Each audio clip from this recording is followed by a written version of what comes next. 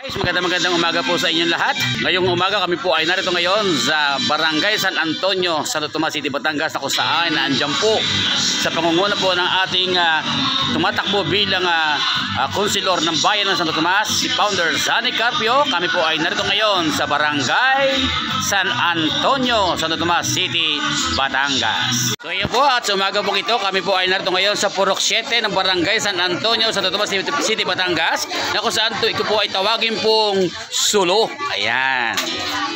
So yan po, at ito po ang ating founder Zanny Carpio, at siya po ay nandiyan po sa loob at siya po ay patuloy po sa pangangamay.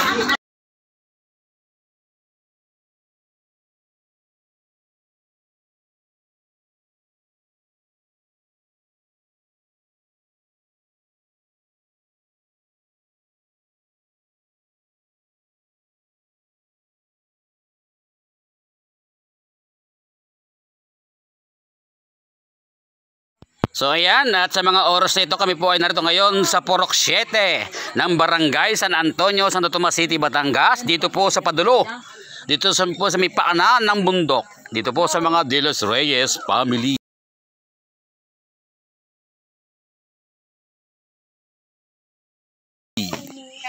At narito ang aming founder Zanny Carpio, at ayan po siya, at siya po ay kinukumusta niya yung mga nakatira sa lugar na ito. Sa aming pong pag-iikot dito po sa Barangay San Antonio, Santo Tomas City, Batangas, sa aming pong pangangampanya kasama po si Founder Zanny Carpio, ay hindi po namin maiiwasan na meron po kami makikitang mga taong kagaya po ni Tatay.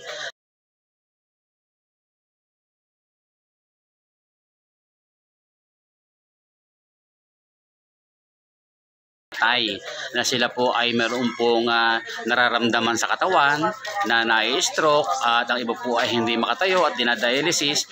So ganyan po ang ginagawa po ng ating founder Zanny Carpio, na sila po ay ini-entertain at may ibinibigay po na ika nga po ay pupuntahan para siya po ay ipakonsulta sa ika nga po ay sa nararapat pong tumingin sa ganitong uri po ng karamdaman. So yun po ang ating founder Zanny Carpio, at siya po ay nangangamay sa mga sandaling ito. Ito yung magandang tindahan na sinilapid na kawayan yan.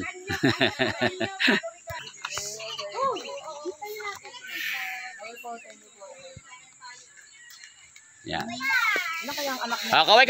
Kaway. Yun.